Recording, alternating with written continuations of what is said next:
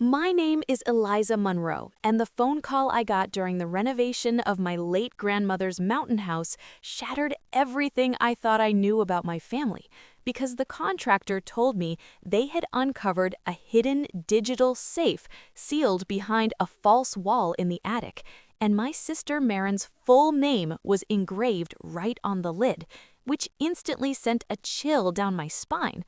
But before I tell you what we found inside, hit like and subscribe if you enjoy real-life drama stories, and comment where you're watching from right now because I read every single one.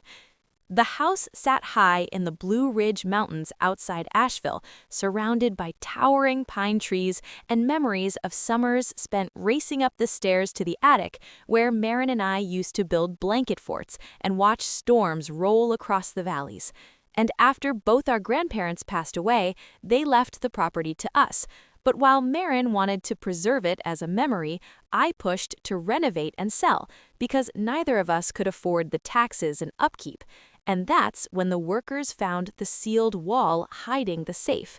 When I finally opened it using my grandparents' anniversary date, inside was a handwritten letter from my grandmother, her words shaky from illness but clear in warning. She believed my own father had been stealing retirement money from her elderly clients and secretly using Marin's identity to hide the fraud, forging her signature, opening accounts in her name, and routing millions through shell companies so that if authorities ever investigated, my sister would be the one blamed first. And she'd been gathering proof but ran out of time as the cancer took her strength. That night, I logged into the secure cloud folder she mentioned and found years of evidence, bank transfers, forged documents, and audio recordings where my father casually brushed off missing funds and admitted Marin's clean credit history made the perfect cover. And suddenly, everything in my sister's life made horrible sense.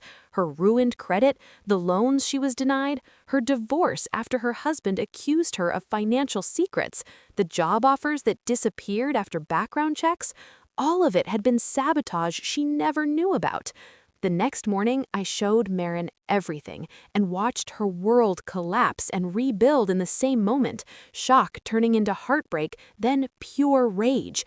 And when we visited one of the elderly victims who confirmed my father was the man who convinced her to move her savings and then vanished, the truth became undeniable. This wasn't a mistake, it was a system.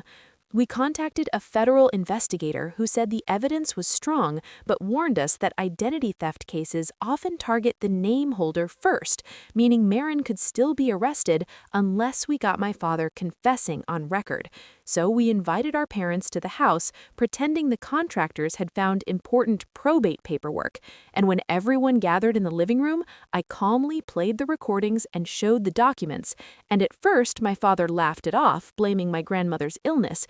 But as the proof stacked higher, his charm cracked and he exploded, admitting he'd taken advantage of wealthy retirees, that they didn't need the money anyway, and that using Marin's identity was smart because no one would ever believe her over him, while my mother quietly confessed she knew and stayed silent to protect the family image.